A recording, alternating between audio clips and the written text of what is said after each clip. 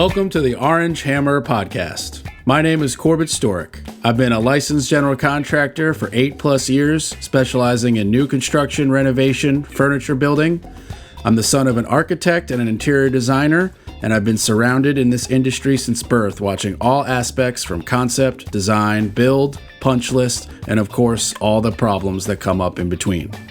In my time in Durham, North Carolina, I've noticed a significant gap in knowledge between homeowners who need work and the people who do the work. On this podcast, I hope to break down the process of homeownership from the perspective of both the homeowner and the contractor in an effort to help raise the knowledge of homeowners about their homes and the construction/renovation process. I hope you enjoy. If you're enjoying the Orange Hammer Podcast, or if you have a topic that you want covered, or have recently done a project, please contact the Orange Hammer Podcast. The Orange Hammer Podcast is on Instagram and Facebook. Please like and subscribe, share on whatever platform you're enjoying your podcast on. Also, check out our YouTube channel, The Orange Hammer. The Orange Hammer Podcast is proud to be brought to you by CRS Contracting LLC for all your construction and handyman needs, new buildings to renovations, furniture building, EV charger install, or even a TV mounted. You can call me, Corbett Storick. It'd be my pleasure to help you. You can find me on Instagram at CRS Contracting. WSDG, the Walter Storick Design Group, specialists in architectural and acoustical consulting. Check out WSDG.com. And Taylor Bragg, for all your artistic needs in all mediums. You can find her on Instagram at brag_about_art. That's brag, BRGG, with 2 G's. She's the fantastic artist behind the Orange Hammer logo, and she did my fantastic table painting of my podcasting table.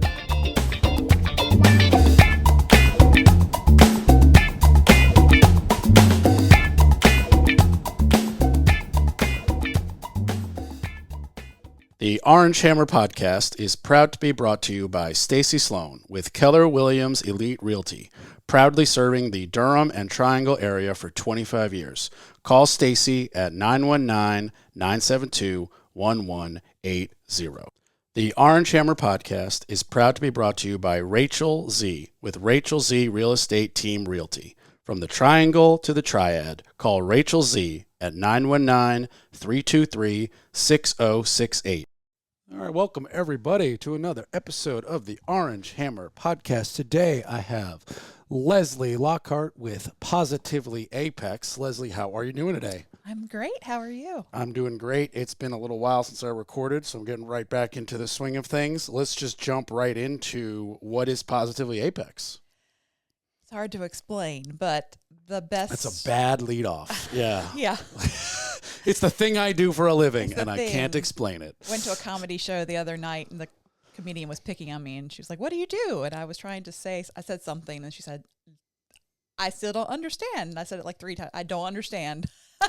Well, that's awful, because you should be able to very easily explain it. So let's try to easily explain it for listeners. So I do marketing. I work with businesses, and I try to engage them in the community, specifically in Southern Wake County, through a variety of methods and opportunities, including a magazine and events and blog, social media, all kinds of things. Okay. So Positively Apex is your brand. Yes. Okay. And you try to reach out to other companies and get them to be kind of folded under the umbrella of your brand. Yes. Essentially, They're members on the platform. Right. And your platform is like a subscription-based situation? Yes. It's kind of in a transition state this year, but it's through the magazine, which is actually through a different company. Okay. That facilitates it. It's a franchise. They have them all over the country in different communities, but people buy into the magazine. They get everything else on the platform. Okay. So magazines are pretty straightforward. What else is on the platform? 2 to 7 events in the community a month, small and large, some festivals. I'm doing a talent show with the town, craft classes, ladies' nights, happy hour, networking, fundraisers. And you can't go unless you're in your group? No, so the events are open to the public. So that's the perk for my business partners, is that they get to meet people and actually get face-to-face interaction. So the more the merrier. But they get to be featured and host and have a more spotlight shown on them. But then also I have a website, positively.apex.com, where I have a blog, a community calendar, a business directory, landing pages, social media collaborations, about to start a carpool karaoke series. So all kinds of stuff in the hopper. Interesting. So with blogging and magazines gone the way of the dinosaur and the 8-track, why do you bother? Well, I've been doing the magazine 10 years, and people really like it because I would say that a lot of magazines and print is dying, but the more specific the subject matter is and the more niche it is, if it's going to the right people, then they're interested. The community loves it because it's about them and their community and their neighbors. Okay. Interesting. So people are nosy. They want to know what other people are doing in their neighborhood or community and see people's cute pets and all kinds of stuff. Okay. Interesting. Okay. So it's less business helping and more just here's like a localized Facebook. We just printed it out for you. Right. Right. Okay. So, but of course it's paid for by ads. Yeah, that's why I'm just like I'm just failing to see the bridge of like why a company would do that when they can get much more volume of business for free on the internet versus then printing in like a hard print magazine that's only going to the one area of Apex versus like the same ad they're paying for in a magazine, they could turn into a short clip video and it could go to the whole world like TikTok and YouTube or whatnot. So it's like there must be some, like, obviously there's a part that hasn't been explained by you and is not understood by me, or you would be out of business, or you just are a trust fund person and you're running a magazine for fun. And I know that that's not the case. So there's got to be something, and I'm probably siding with the comedian here, that you haven't explained it well, because there's something you haven't told my listeners. Like, why would somebody do this? It is hard to explain. It's unlike anything else out there. It's essentially taking magazines. It's not unique. But it's not just a magazine. That's just one part of the program. Okay. So right now that's kind of been the centralized key, but I'm trying to shift that. Right. So but all the things you mentioned are not unique. So that's why I'm like doing a blog, running a magazine. One platform. No, it's not unique. People do this. There are marketing people. I've had tons of them on the show. So, again, there's got to be something that you're doing that is awesome that you can't vocalize, because otherwise it would be failing. So, by the sure fact that it is successful, there's clearly a benefit to not only the people who are so obviously you got to pay to be in it. Do people pay for the magazine, or is it free? It's free, paid for by the ads. Okay. So where do they get it? It's mailed directly to their houses in certain postal routes. Oh, okay. So this is not in stores. Mm-mm. Okay. So you have to like sign up. You just live in a certain area. Oh, okay. So you can't get it not in that area unless you talk to me and I add you to the list. Okay. So if you're inside the circle, do you still have to sign up for it, or is it just going to that everyone in the mailing everyone's circle? home in that postal route? Okay, interesting. Mm-hmm. Even if, okay, wow. So it's very specific to an area. So the magazine goes to about 8,000 homes and growing as they build more, because there's a lot of development going on there. But because of my relationships and reputation and the integration in the community I've built in the last 10 years, I wanted something that was for the whole community at large, especially Apex, but really Southern Wake County. I actually don't live in Apex, but I identify as an Apexian because I spend most of my time there. But I live in Willow Spring, which is very Southern Wake County on the edge of Johnson County. And so my corridor and my circle, social and business-wise, is Fuquay, Apex, Holly Springs, Cary. And people come from outside of that area to my events and stuff, my bigger events especially. Like I have a Halloween pet festival every Halloween, and people hear about it from all over.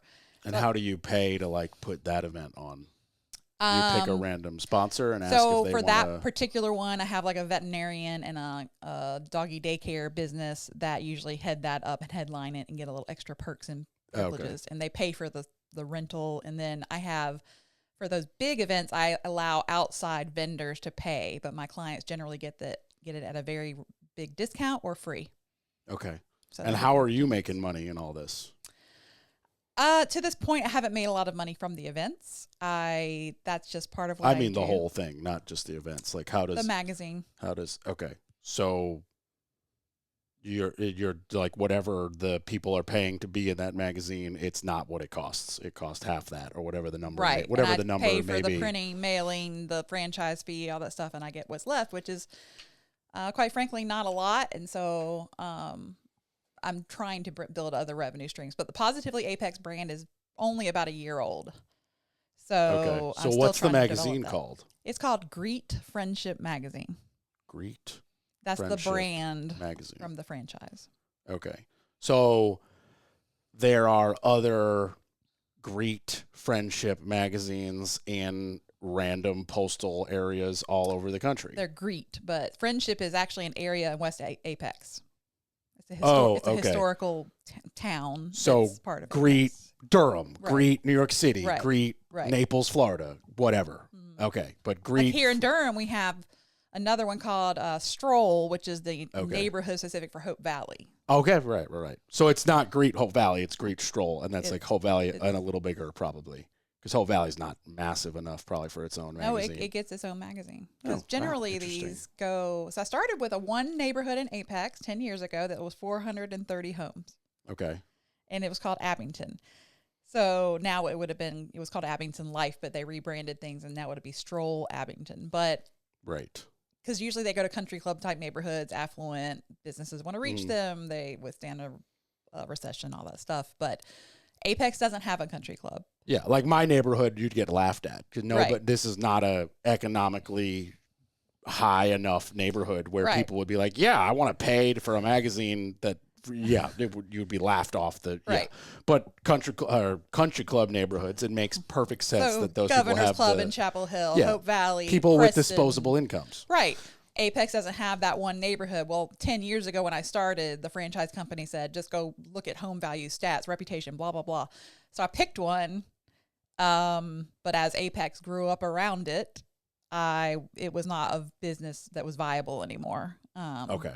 The neighborhood loved it. I did events for them in their parking lot, the pool, and they got this private magazine.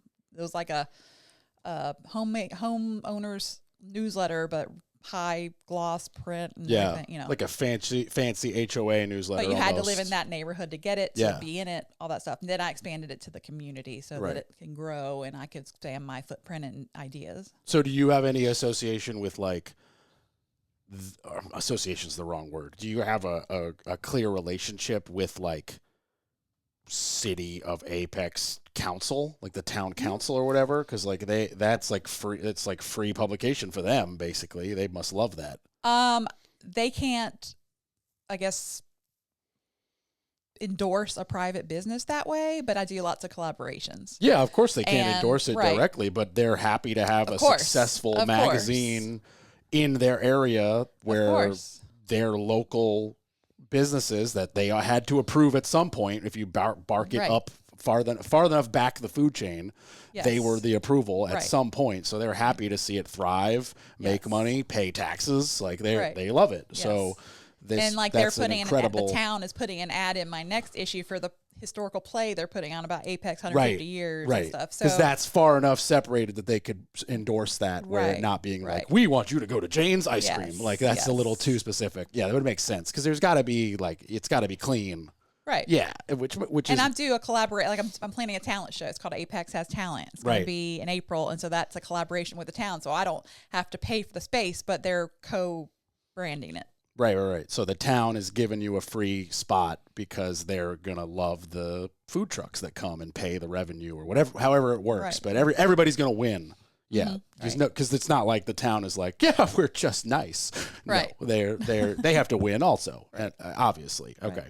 So you said you've been doing this 10 years. Okay. What were you doing 11 years ago? Trying trying to find myself. I was working a lot of Professionally. different marketing, public relations, assistant jobs. I moved back to North Carolina. I'm from North Carolina. I moved back to North Carolina after living for 10 years in New York and LA in the entertainment industry. Moved back here, not as much entertainment industry, but I'm a creative person, and so I found myself working more in marketing, PR. Okay, so you didn't make this massive leap like a lot of people had on my show where they're like, I was a dentist and now I'm a realtor. Like you were Right. already kind of very much involved, like different marketing, but still marketing. You were under the umbrella and you just kind of shift spokes a little bit from left to right. But you were able to keep your skill set that you had been building for years in a different industry and be like, okay, this is marketing in New York and LA for films. I can now market my magazine and businesses. Like it's the same conceptually, it's the same work. So you didn't have to like start ground zero. Right. You know, like a lot of people who change careers who are like, I was a plumber and now I build websites. It's like, oh, you had to start at zero and go take a website building class. Like, so, okay. So you had quite a bit of already built-in knowledge. And then, so it has to be, I mean, I would say I've never done it, so I don't actually have the experience, but it's got to be like a little nerve-wracking to leave any nice, stable job and move to another state. I've moved from state to state, but like I've always been self-employed.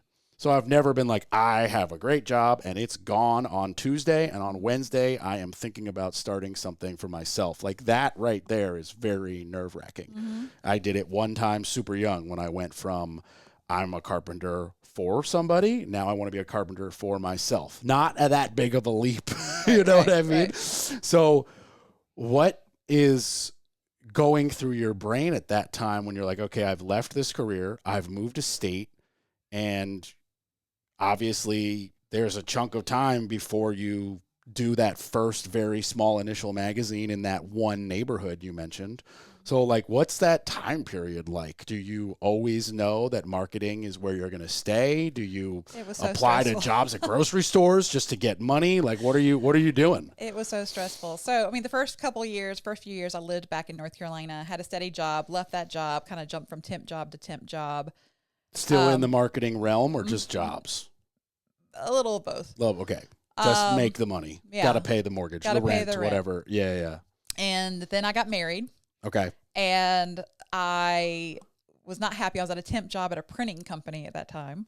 What kind of printing? Like paper printing. Like brochures. Magazine? Brochures. Okay. You know, like custom printing for businesses and things. Oh, okay. And like of Joe's course, Windows has a mailer or whatever, and right. it doesn't even matter what it is. Gotcha. Yeah. Okay.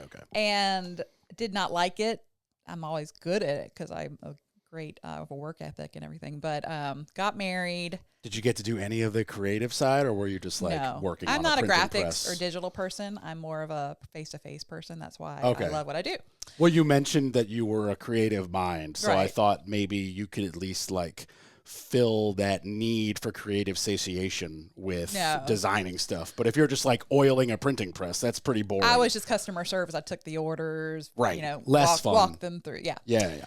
And was like, this is not what I want to do. I got to find the thing, right? So I started talking to a friend who ran one of these magazines in Tennessee.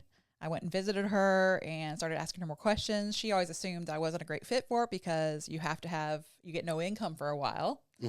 Until you produce that first magazine. And so I said, I'm actually really interested. Well, so I went to the training. It was in Chicago. Landed from going to the training for this new endeavor to open a business of my own, essentially. What's the umbrella franchise company called that runs all these magazines? The N2 Co, the letter N, number 2, stands for Neighborhood Networks. They've been around 20 years. Oh, like N as in Nancy, the number 2, and then CO as in company. Yeah. Okay. Back then it was called N2 Publishing, but now they have a lot of different brands and expanded. Interesting. And is it very much like opening a franchise for McDonald's where it's like, here's all the pieces and pay us our royalty and your success is on you? Similar. It's more, they didn't charge any kind of franchise fee, but you didn't make any money till there was something to print, and you had to have enough, ads set up to pay the cost and blah, blah, blah. So they basically waiving, because that's abnormal Mm-hmm. for a franchise to not have a franchise Right. fee. So they waiving the fee knowing that there's no money to be made up front and that you need to get going. Mm-hmm. And I'm assuming there's a very clear contract that says, like, the minute you make over X amount of money, we get our chunk. The minute anything you sell at that point, once you're in print, they get 15% of or whatever.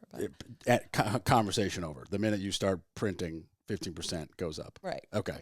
And that might, I don't actually know, but like hypothetically, that might be higher than other franchises that have an initial fee. And then they might want 5 or 10%. I don't actually know what McDonald's Corporation is getting. Yeah. I have no clue. Back then, it actually wasn't a franchise. We were independent contractors. Oh, okay. But they got so big that something about taxes and so whatever. You've been with them through that transition. Mm-hmm.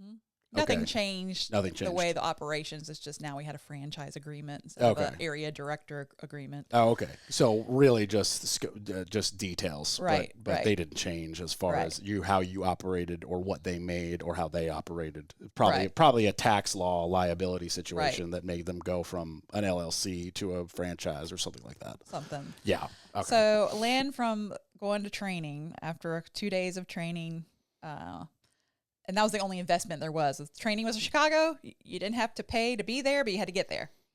So, right, you got to fly to Chicago. Right, yeah. Fair enough. Now, of course, since COVID and everything, I think trainings are virtual. I'm virtual. sure it's Zoom. Oh, yeah. Now they're like, wait a minute, we could just do this real quick. Yeah. Or hell, they don't even have a Zoom. They probably just send you a PowerPoint. They're like, learn at your own pace. It's on you. I don't know. Yeah. But lots changed in 10 years. But I land, my husband picks me up at the airport. We had been married a month. Oh, wow. And he goes, after being employed at NC State for 14 years, he goes, I'm getting laid off in 3 months. And he's a very change is bad person. We're very opposite and all this stuff. And I was like, do you not want me to do this? Well, good or bad, you have to factor that in because you are two people on a 2-person income that you are. I'm sure you're not just like saving one of your incomes and living off the other. Right. You know, so your money is pooled to pay for everything. Oh, half that's gone. Probably the bigger half because you were doing like temp jobs, as you said. Mm-hmm. So you can't ignore that statement. That's definitely a factor. Right. Yeah. So I'm like, this is the critical time to decide. All I'll be out is the plane ticket. I go get another temp job or stay with that one or whatever. So he said no, because he had 3 months notice or whatever. And long story short, he ended up getting placed in another job at NC State, and he's still there, 25 years, at NC State now, and a couple of different jobs. But that kind of shook him forever because he had been at the same place basically since being a student in NC State. But, it was nerve-wracking because until he got that job, I didn't get paid for 9 months. Mm-hmm. It took me 9 months to get it ramped up into a publication. The reality of how fast that actually is. Yeah. I'm sure in month 8, you're freaking the F out. Yes.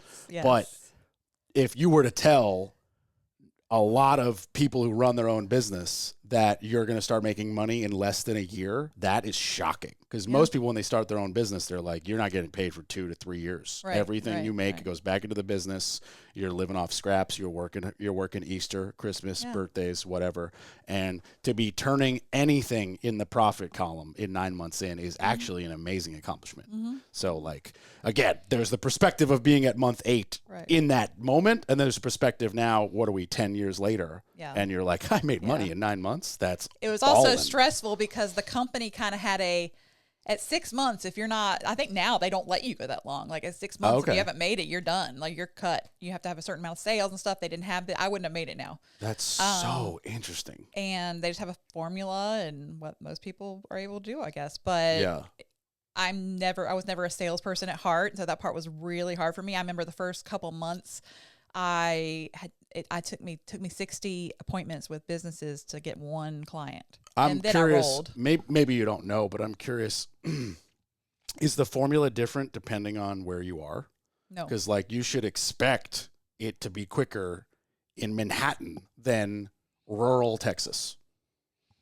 There's just it might be the opposite because people in rural Texas want to know their neighbors, and that's more of a community feel than. I mean, you could look at it from that way, or you could look at it in the same 1 mile circle in a bigger city, there's 20,000 more businesses in the same mile circle in here in Durham. If you take away like the gas stations, there's not a whole lot of business right here. So you could look at it from both sides. I was just curious if like the rules are different if you're in big city or small town. No. Where they're like, yeah, big city, you only need. Or if you have a 400 home neighborhood versus a 3,000 home neighborhood. Right, exactly. Yeah, where your costs are going to be higher, obviously. Right, exactly. So it's like, yeah, you got to pay to print more and mail more, but you've got 80% more eyes to get in front of. So if you are only getting 20% of 80% more eyes, that's a lot more eyes than, oh, I got 20% of the people who live here, but there's half as many people who live there. Right. And now I go to 8,000 with this new community aspect, plus all the other things I do for the whole, community. So I'm really doing something unlike anybody else really in that franchise company as far as taking this to a different realm. So inside the N2 Co company, you stand alone and you're doing a unique thing because it's not just their franchise magazine. You've taken that and basically just made it like a tiny part of your personal bigger thing, which, so we could run those down for listeners. There's the Positively Apex magazine, which is a Great friendship magazine. Great friendship paid for by the people who are in it. Then you do a blog, you do community events, you run social media, and what else are we missing? And I don't run social media for people. It's just my social media as an Apex influencer. Yeah, the Positively Apex social media. And I do reels and things about my clients more organically. A community calendar that anyone's welcome to put things going on in the area. Where does somebody see that calendar? PositivelyApex.com. Oh, okay. So you're on a website. Mm-hmm. Okay. And every one of my clients gets a landing page in the business directory on my website. People can put reviews. It's great for SEO, all that kind of added benefit.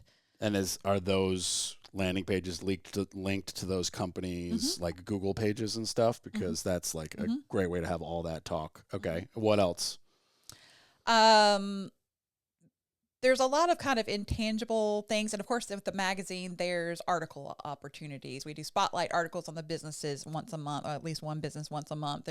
If someone, say you as a remodeler did someone's house or a remodel, we could feature in the magazine because it's a story about them. But of course, you're going to be a part of that story. So it's an organic way to get like a testimonial review. So who pays for that? Nobody. I mean, it's just part of the content that I provide that the community, I mean, it's all paid for by the ads, but every month I have a certain amount of articles and pages I need to fill with content. So in this not real example that we're making up, the magazine is paid for in full by people who paid for their ads, and then you just need to fill content. And you may, in this particular case, have somebody in your community in the Apex that I redid their bathroom, and you want to put 4 awesome pictures of the bathroom and be like, look, here's our Apex community person, and they trusted this local person, and both the owner of the bathroom and me would pay nothing and be featured in the magazine. And that's just at like your random choosing? So I have certain articles I run every month, like a pet column. I have one business as a pet resort, Canine Resorts. Their ad is there every month. So I find a pet or pets to feature every month. And these are pets for adoption or just cute pets? Pets that people own. Here's my dog. Sometimes I do a collage of my business partners' pets. I'm like, y'all have pets too. Y'all are part of this community I've built. So let's just run a collage of here's 8 to 9 of our sponsor pets. Because it humanizes the business, right? You should put this dog's up for adoption in there. Yes, absolutely. Because I know like 5 doors up from here, my neighbors who I've done like window replacement and small odd jobs for, they get 3 dogs a month that they then blast on Facebook, and they just live with them in their house. Yeah, and I have done that, and I've featured rescues and things like that. You're talking like everybody loves pets, you're talking about humanizing. Yeah. I mean, and part of the problem with that is that my print lead time is so far in advance that most likely that hopefully that animal will be already adopted by the time the magazine even came out. What That's kind why of lead time.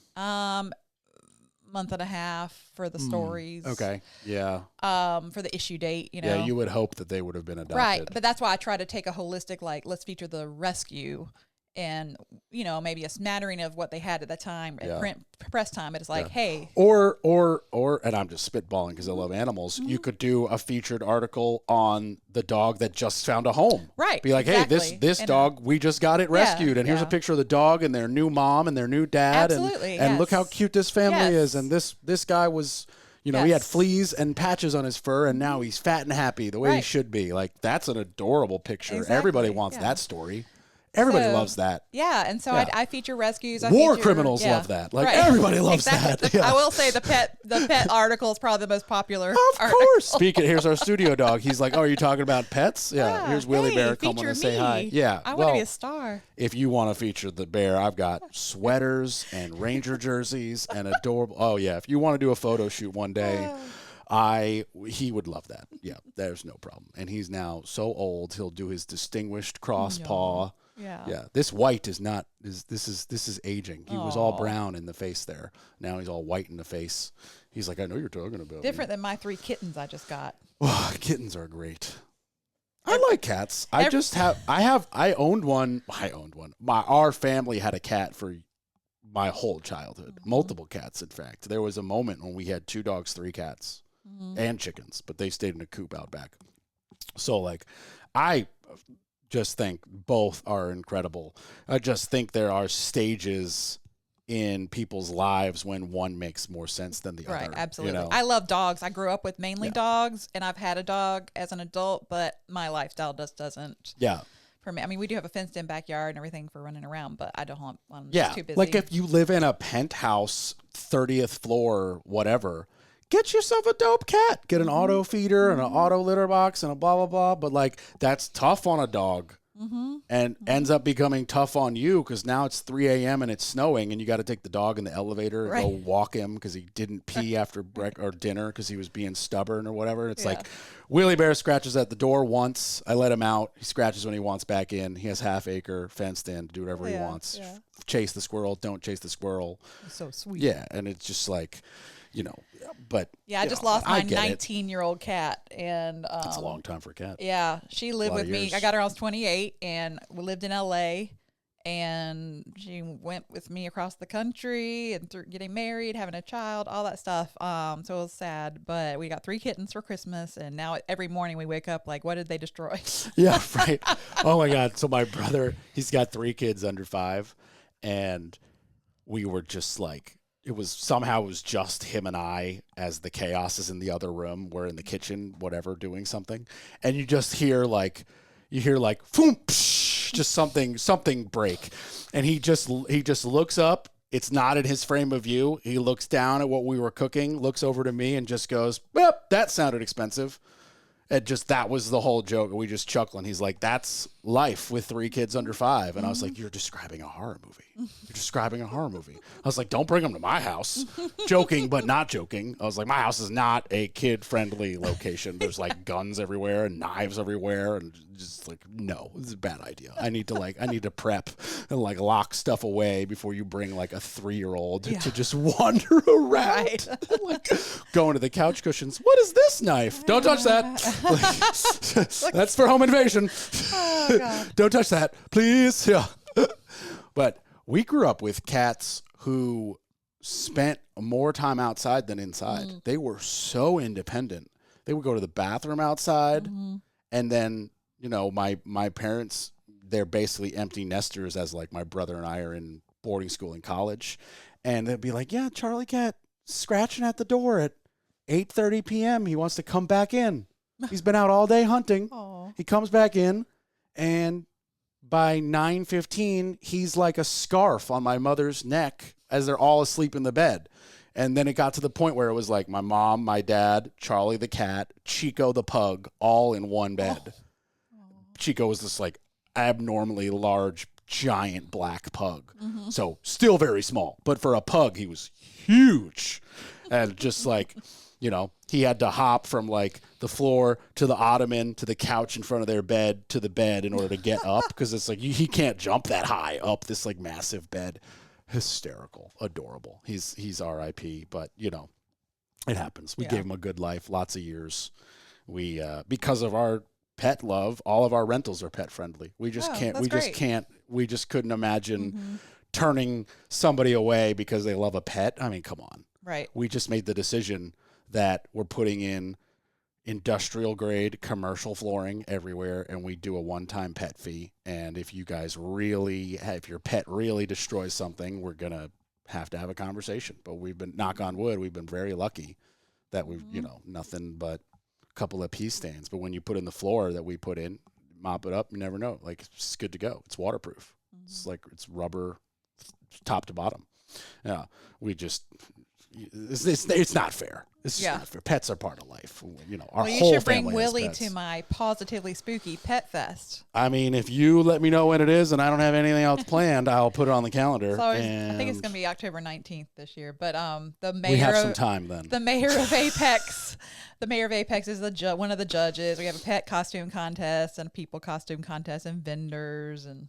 If we come in Rescues. matching hoodies, will we win? Maybe. Okay. You know what I mean? I mean, the competition's getting tight. I had 200 people come last year. We do have matching hoodies. I'm not Okay, gonna lie. well, Yeah. that would be amazing. We went to sparkpaws.com and Jen and myself and Willie all have matching green plaid hoodies. And yeah, there's a picture somewhere from That's like 2 disgustingly Christmases ago. adorable. It's so cute. Yeah. He also has a amazing orange zip-up fleece and a New York Rangers jersey. So he's got clothes, but he hates all of it. He doesn't even like his collar. Notice how he's butt naked right now. He's not a collar and leash kind of. He's a free spirit. He's just like, I'm doing my own thing. Yeah. But Letting it all hang out. I wouldn't have it any other way. I got lucky with him. You know, there's the training I put in, which is legit, but there's also just like, how good is your dog? Like, is your dog a good dog? And he's just such a good dog where I'm like, I don't even know if my training really was the factor. Right. Like, you know, you can't out train the need for him to go chew a shoe. Yeah. How old is he? He's like 13. Oh. Yeah. Oh, he's an old man now. I got him when he was like 1. And he's the definition of a rescue. Like, they found him on the streets of Newburgh, New York, which for those who have no idea, that's like Durham 20 years ago.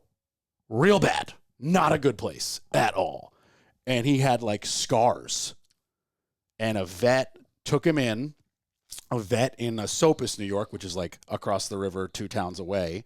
And this particular vet, they didn't build their building. They rented a building. And it had an extra room. And they were like, what do we do with this room? It'll fit 3 cages. So they slid in 3 cages. And they were like, now we can take 3 dogs at a time that are on their way to kill shelters, pull them out of that line to be put down, put them in these cages, take pictures, and try to get them adopted. And they were like, we keep them for 3 months. So basically, they're just like delaying for 3 months before they get put down. And he was like a month away from, he was like 2 months into that 3 months. And they put a picture of him on a Craigslist ad. Wow. And they were like 1-year-old lab mix, you know, young, dumb, excited, whatever the hell it said. And I went and looked at him. I took him home that day. No. Yeah, like I was like, yeah, I want him, and my mom was a like, love story. my mom was like, you got to take him for a walk because she went with me, and I take him for a walk. 2 seconds, I walk him like down and back this little grass that they had, and I walk back in, and I was like, he couldn't be happier. He's looking at me like you're my buddy. Let's go. And I was like, okay, done. You're the one. Done. $125. Awesome. And that was just like they neutered him, and like, you know, they just needed like a reimbursement. And my mother was like, okay. He's cute. We just got our cat Let's sticks go to last PetSmart. week. So shout out to my mom who took me directly to PetSmart and was like, here's a bed, here's food, here's a cage, here's some toys. And then she also took him to the vet while I was working the next day and got him like ringworm med and a microchip and the bath and a nail clipping. Like she went all out, and I was like, and he's had the most spoiled life ever since. And he went across the country with me. Yep. Awesome. Back seat of a Jeep Patriot all the way to California, and then the back seat of a Tundra pickup truck all back to North Carolina.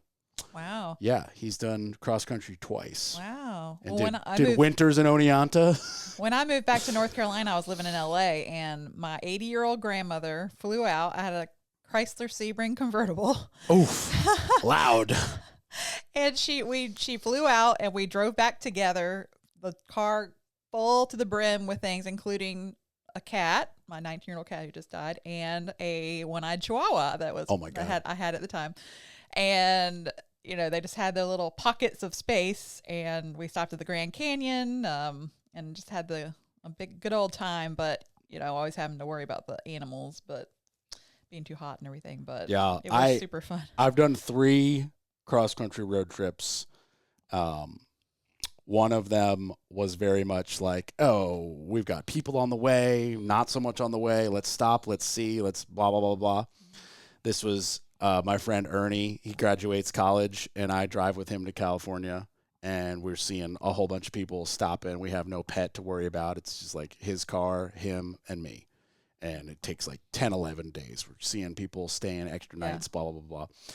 Then I fly home, and I finish my next year of college, and he flies back to New York and does the same trip with me again. Oh. That was the one in the Jeep with the dog, and we looked at each other and we went, we did this a year ago. We stopped and saw everybody.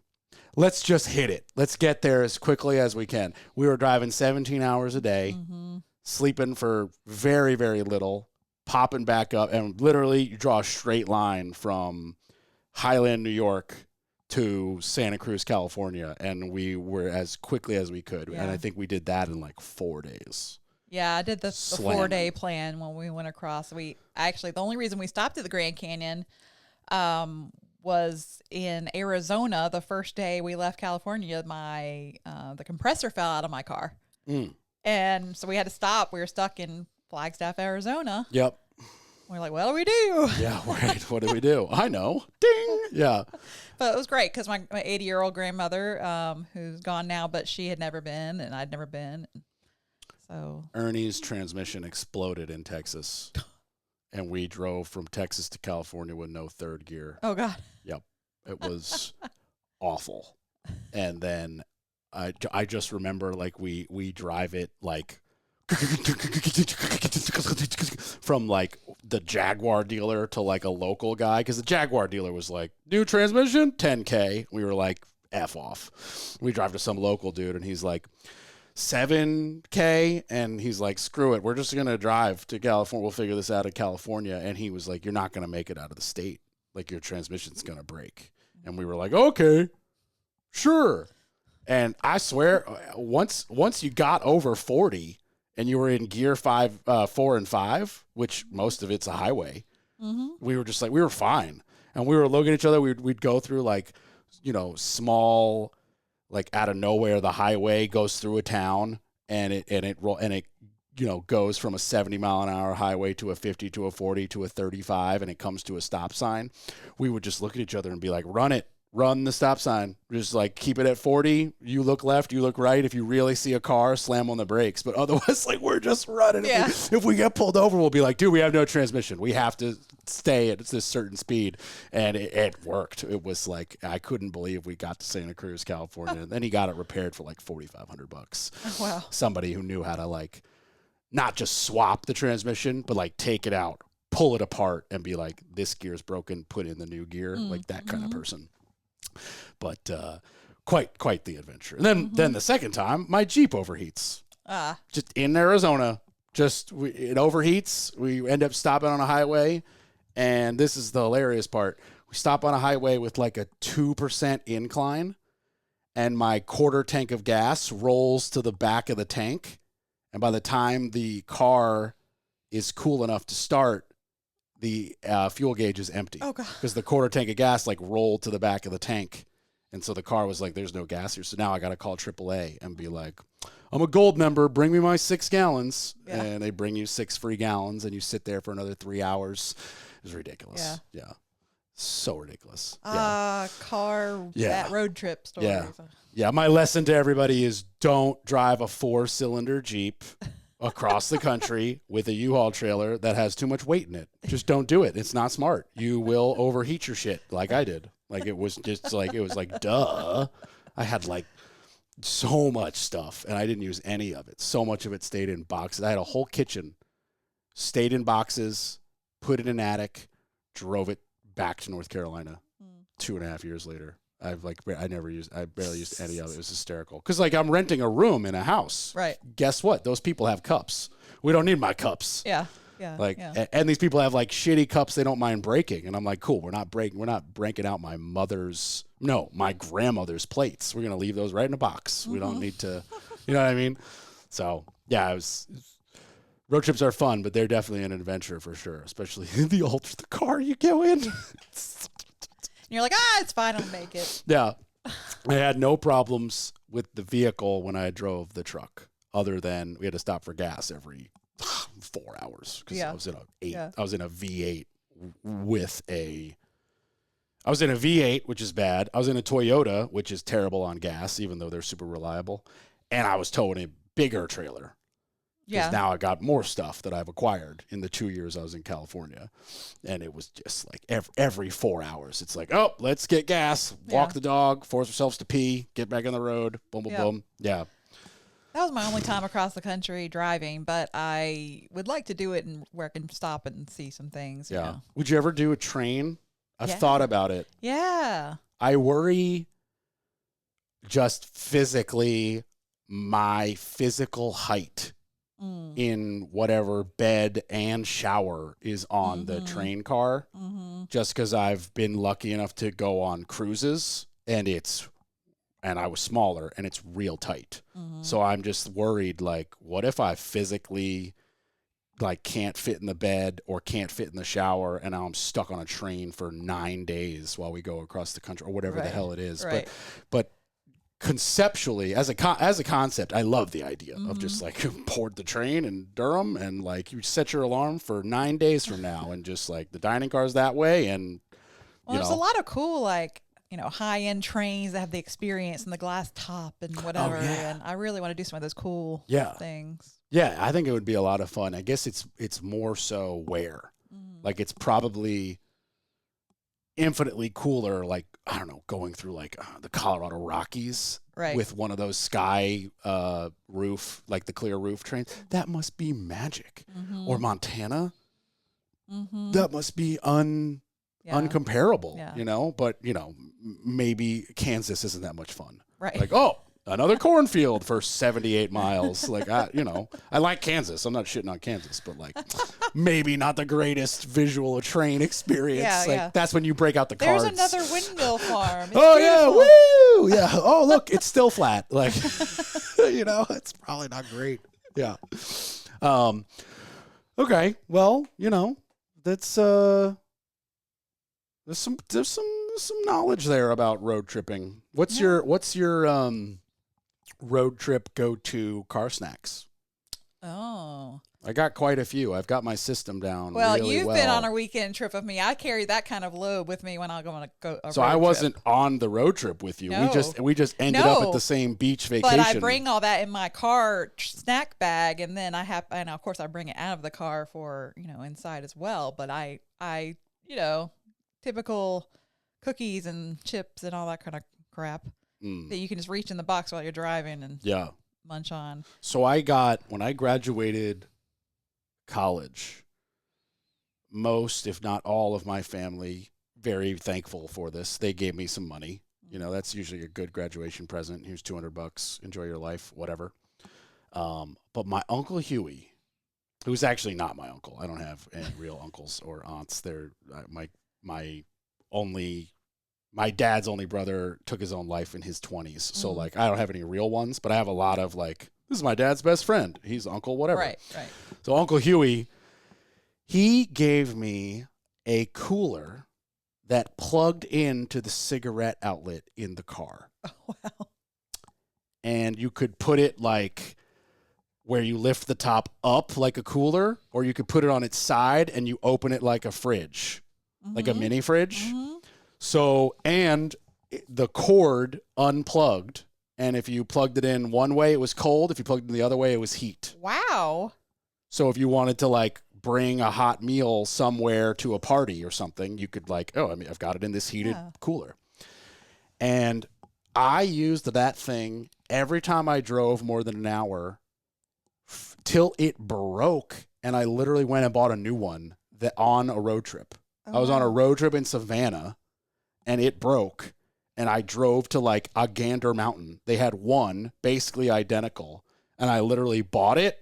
And the store next to Gander Mountain in this mall was being renovated. They had a dumpster outside, and I just threw the other one in the dumpster, threw the box, and put our food in this one. And I was like, cool, here you go. So I like now have this like road trip checklist where it's like, okay, you go get a case of LaCroix, 1 pack of peanut M&Ms, a bunch of jerky, 1 red Gatorade. It's got to be 1, and it's got to be red. 1 Red Bull for when you think you got to pull over, and you just that's impressive, Corbin. Like I've got like the list, and it's like, okay, we got 2 other people. I need another pack of fruit or something. I basically take one of those grocery bags, throw a bunch of shit from my pantry in it, and I'm like, But back in college, my dad gave me his Exxon card. All that snack food you brought to that beach vacation, though, none of that's in my house. I can't. Right. If I had that in my house, it wouldn't last. I'd also be back up. 80 pounds I've lost. Like there's no. I'm never home, so I don't have time to eat at home. See, I can't do that. See, for me at home, I have to be more diligent at home because I'm surrounded by it. So I only have like types of jerky, fruit, RX bars, and fruit, blueberries, more fruit. Like in terms of snack food, like those animal crackers covered in Reese's that you brought, whatever the hell they were, like it was like animal cracker made by Reese's Cup. I felt my teeth hurting by the end of the weekend. Just so much sugar. I was like, oh my God. And I couldn't stop eating them. I think I had like 1. I think I took the bag at one point and just sat on the pulled out living room couch bed, whatever. And I don't even know, watching some stupid horror movie. And I was it was like I was getting paid to consume. I couldn't stop. I could not stop. Yeah, it was ridiculous. I brought so much healthy food on that trip. I didn't eat any of it. Yeah, the salads went bad. Sorry. I brought pre-made salads, and they sat in the fridge for so long they got like slimy. I was like, God damn it! I waited too long. Yeah, it was ridiculous. So yeah, in college, my dad gave me his Exxon card for gas, but I'd be like, hey, who wants to go to Exxon and load up on junk food? Oh, yeah. Oh, totally. Yeah.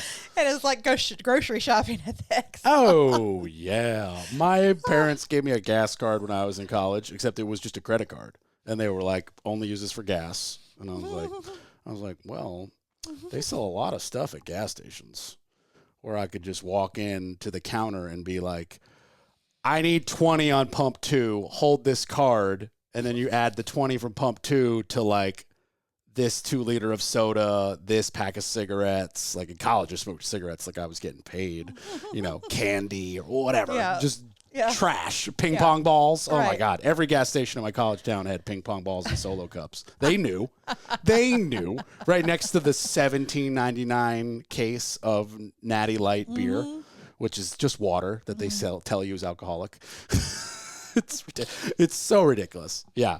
It's so funny, the stuff that they would sell at the corner store. And then my car broke down near Orlando, Florida. It was like Daytona Beach area. I was going to Orlando from North Carolina to see a friend. And I was like, what the hell do I do?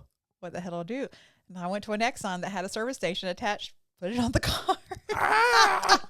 My dad was like, you spent $1,000. Yeah, it's a lot of gas. Would you buy diesel? Yeah. I'm all stuck. What do you want me to do? That's pretty funny. I like that. Well, thanks, Dad, for the gas card. I think my dad cut me off when I ran the card up to like $9,000. I would imagine he'd be like, you are not driving enough to be spending this much in gas. What's happening here? Yeah. You're like, well, they sell my ice cream habit. I buy my Advil there at a markup. Don't worry about it. Yeah, I'm fine, Dad. Just keep that coming. Yeah. Get my ices. Yeah. So before we wrap up, just shouting out once again for listeners, it's Apex. No, it's not Apex Positive. It's Positively Apex. Okay. And Positively Apex is on all the social medias, positivelyapex.com. And then is there like anything we should shout out for the magazine, or you just, if you live there, and if you don't, you don't, or like how to? More for the events. Like, Okay. I have a huge family day vendor fair expo coming up in March. I do every year that outside vendors are allowed to set up, buy a table or booth. What's that look like? Like you got to buy a table for $300 or something? No, it's $50. 50, and that And gets you have to bring your own table. yeah, bring your own table. Actually inside a church that's really big, so that we use the hallway, so it's inside. Okay. That's called the Super Family Shop and Play and Expo Food and Fun Fest. Okay. Because we have a blood drive, a food drive, entertainment, vendor tables, and business tables. Are you going to have a booth at the home show in Raleigh this weekend? No, Oh man, no. I feel like that's a missed opportunity. Yeah, that would be. Because I work with a lot of home improvement businesses because, Yeah. of course, it goes to people's houses. And, I got an email from whoever's putting that on, and they were Wow. like, "You can get up to 4 free tickets just Oh. to not as a booth, but like just to go." yeah, And I was like, I don't even know if I'm free, but sure, give me those 4 free tickets. Sure. So they're in my Apple Oh. Wallet, and I'm like, okay. I mean, yeah. Sometimes I go why to not? those shows to meet businesses because a lot of those Yeah. businesses are one I area. might go to say hi because I know at least one of my actual legitimate friends who I just got hired by a subcontractor of mine, SprayNet, who's been on my show. They were like, we need a lead painter who can like manage our guys, drive a truck and trailer, and jump in and spray if needed. And I saw the Facebook post, was like, no. And then 3 days later got a direct message from not Josh, but it's Sarah, their like office person. And they were like, do you know anybody? I feel like you would. And I was like, actually, I think I do. And I hit up both of my friends, and they were both like, nah, I don't want to do that.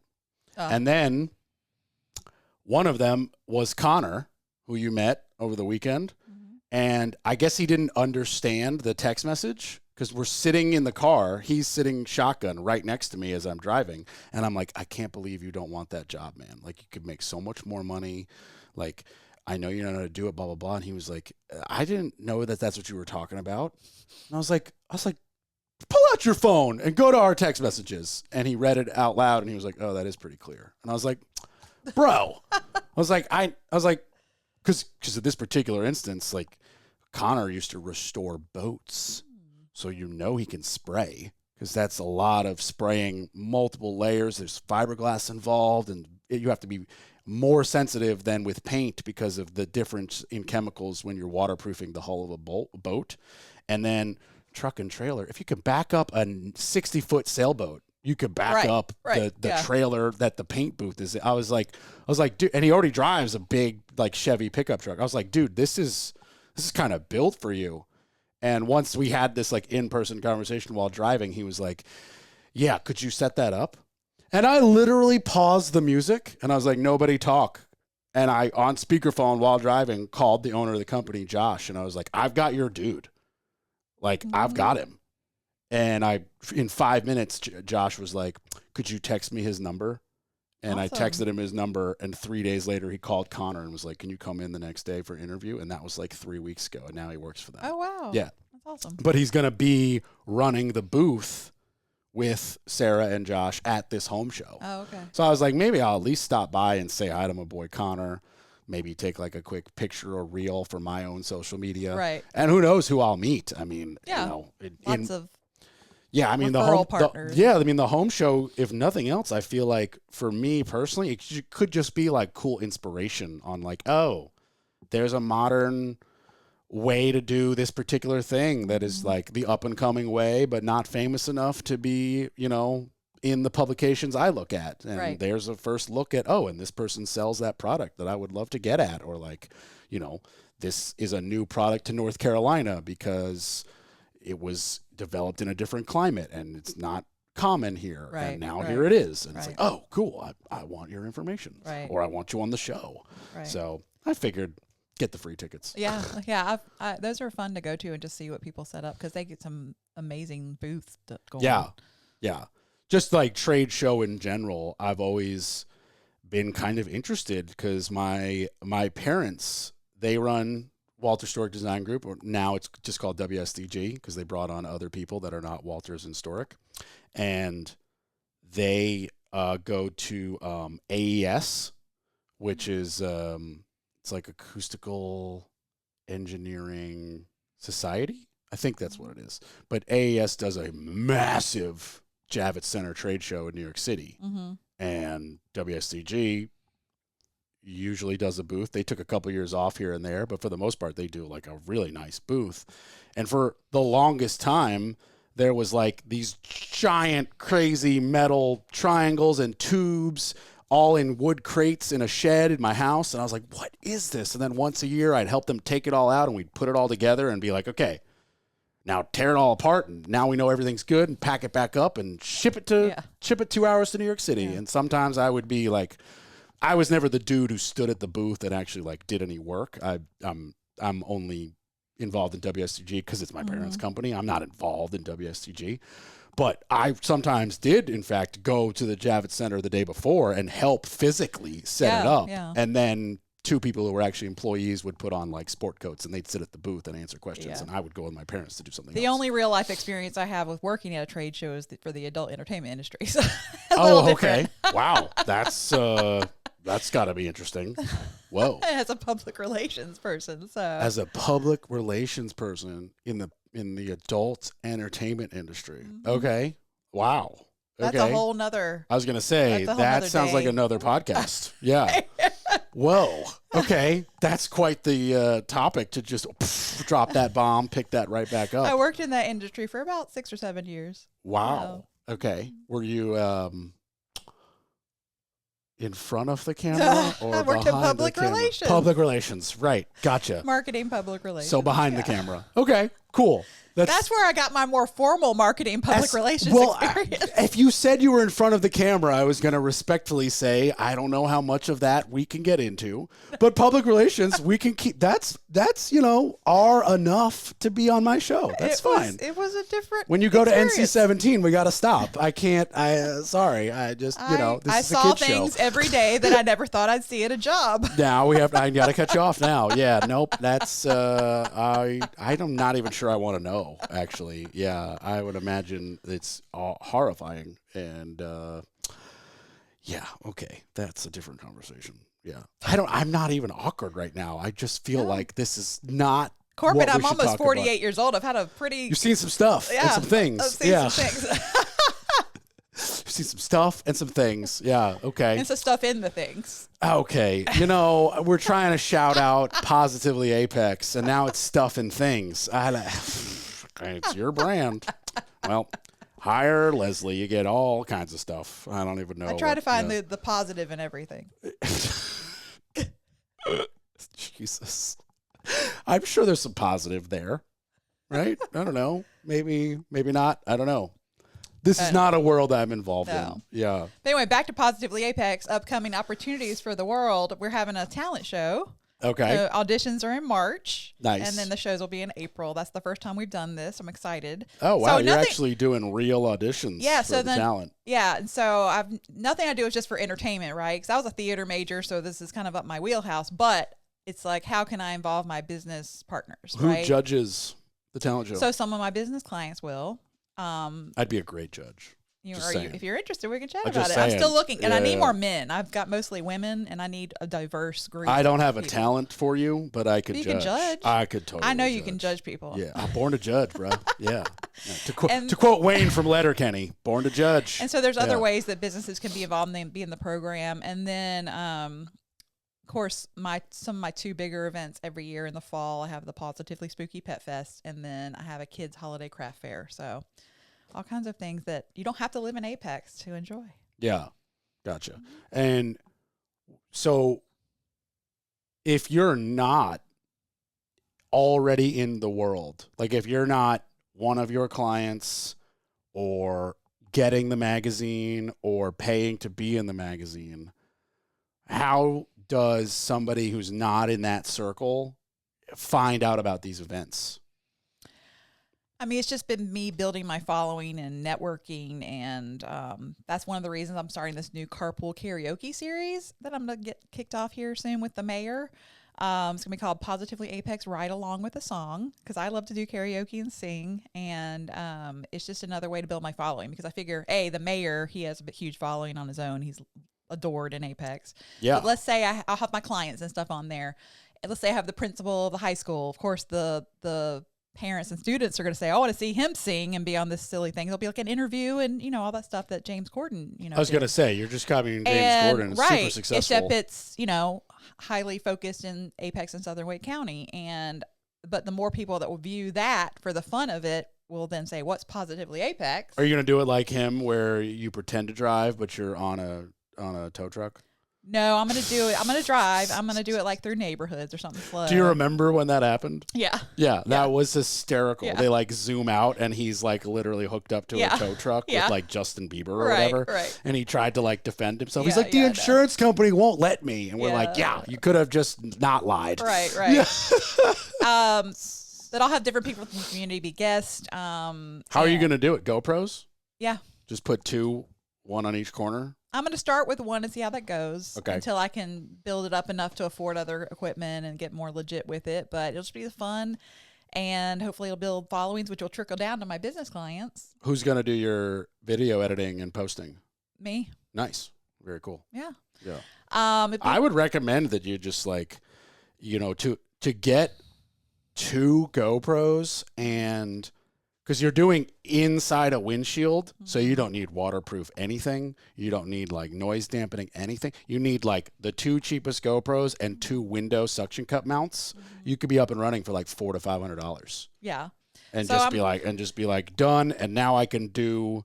And then if you really want to, like take it up a notch, and I can show you after this. I just spent $35 on a microphone that is a clip on your shirt baby mic. It came with 2 mics and the receiver that plugs into the phone, and that's it, and a charging case. Yeah, that's exactly what I'm looking for. And it was like $35. Awesome. 2 mics, a receiver, charging case, and I did one video in my shop where I had been recording this way without the mic, and it's like really bad. And then I was like, okay, we're testing out this mic, and it's so clear.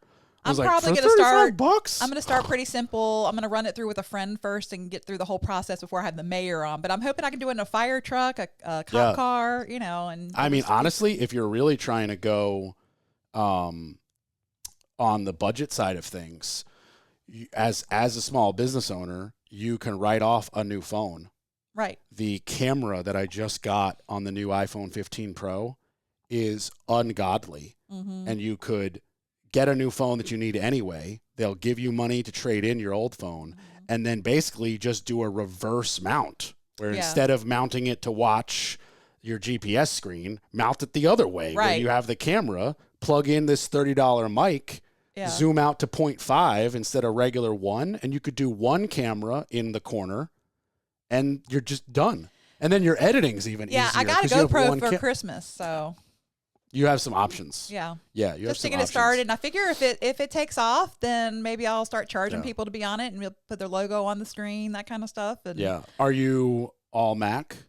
No, I'm not Mac. Okay. I wish I was Mac. Okay. Well, then GoPro might be the move. Yeah. Because if you're all Mac, just the record it on your phone, airdrop it to your computer, it's just so seamless. So I did some of just to get it started in a way before the holidays. I did 5 videos of me just alone singing in the car, recording myself while driving. So I'm not even looking at the thing. Yeah. But I had my phone for the music, and then I had my old phone, which my daughter uses for the recording of the video. And when I got home, I'd airdrop it, and it was, load it to YouTube, and it was pretty simple. But this will be a notch up, So. Yeah. Well, you're gonna want to do something between the airdrop and the YouTube, like throw it in iMovie and cut out all the junk. Right. Edit it a little bit. Well, because then there's a conversation and stuff. Yeah. Plus, nobody probably gives a crap about the whole 3-minute song. You want to edit together 2 cool answers from the interview and the chorus, and that 40 seconds for Instagram, and then you could put the whole long thing on YouTube, and and that you do one of these, and you could chop it. You take stills from, you do one video, you can pull clips, stills, the whole thing, credits at the end that's got their company, your company. Right. I want to thank Apex Traffic Department or whatever. Yeah. And I'll have probably once I've done the mayor and release that, I'm gonna that doesn't sound right. But anyway, once I have the mayor on, sounded fine till you said that. I think menopause is making me like a 12-year-old boy. Anyway, I'm going to have just a couple of days of filming a month where people can sign up for slots and, Yeah. you know.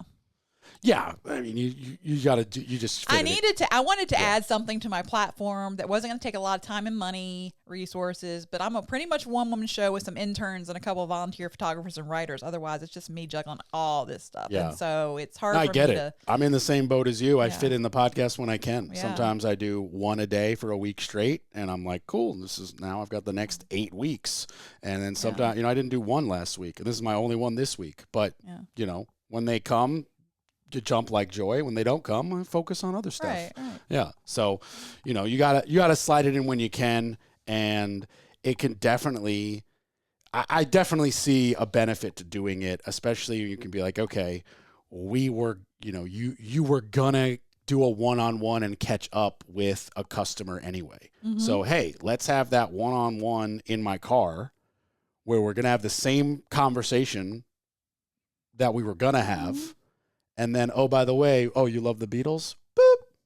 Like, just do it. Mm-hmm. And then, like, if it's trash, delete the music, keep the interview. If it's great, you've got it. I mean, there's really no downside, and you get to write off the miles. I mean, you could just, there's, they're and really it's entertaining for the community. So yeah, there's really no downside unless you like schedule too many of them, and then you're like, I don't have 12 hours to edit all this crap, but you could probably get somebody who becomes a client who wants to edit it or something, it's not that hard. Yeah. I taught myself how to do the iMovie editing, and it's pretty intuitive. I've done it on my phone. I mean, I've done a few parody song videos and stuff like that, Yeah. Until you start making money from it and can put more resources into it, it's like nobody cares anyway. Exactly. I'm doing all these videos, and it's all stupid anyway. They're just like me doing. I would be doing this. I would be getting paid to do this job anyway. So set up the tripod, hit time lapse, and now I've got content. It's like one of those things where it's like I have a dude who does all my social media now, and it's like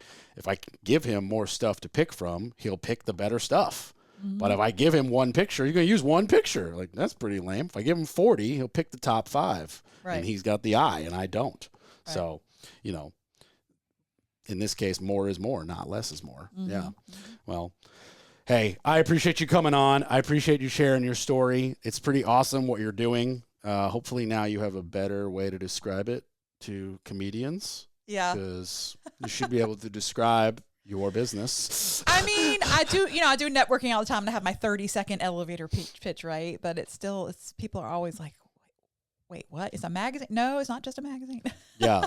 You should just say you run a marketing conglomerate. Yeah. Because that's pretty self-explanatory, because marketing nowadays is basically social media. And when you say conglomerate, that means everything. Yeah. Like I can, put you in a magazine, run your social media, get you somebody to build you a website. You probably have someone. I have tons of partners for the digital marketing. Yeah, I was going to say, if I bet anything, you've got in your Rolodex, you've got someone to design a logo, someone to do social media, someone to build a website. Mm-hmm. You've got a film person you could put them in touch with. Like you in 6 phone calls, you could have somebody from I have nothing to here are the 6 people that are going to take your nothing to something, and all inside your umbrella. Right. Yeah. So marketing conglomerate. There you go. Boom. Positively Apex, the marketing conglomerate. And as always, CRS Contracting and the Orange Hammer Podcast are everywhere. Social media, Spotify, YouTube. Check out YouTube. Lots of fun new videos going up of me actually building stuff and making stuff, both for my own garage and for clients. So make sure to check that out. And as always, 845-489-6057 and Corb, C-O-R-B, at WSDG.com. That's phone and email if you want to hire me, come on the show, or have me talk about something specific on the show. So thank you for listening. Leslie, thank you so much for coming. Thanks for having me. We appreciate it. Bye, everybody.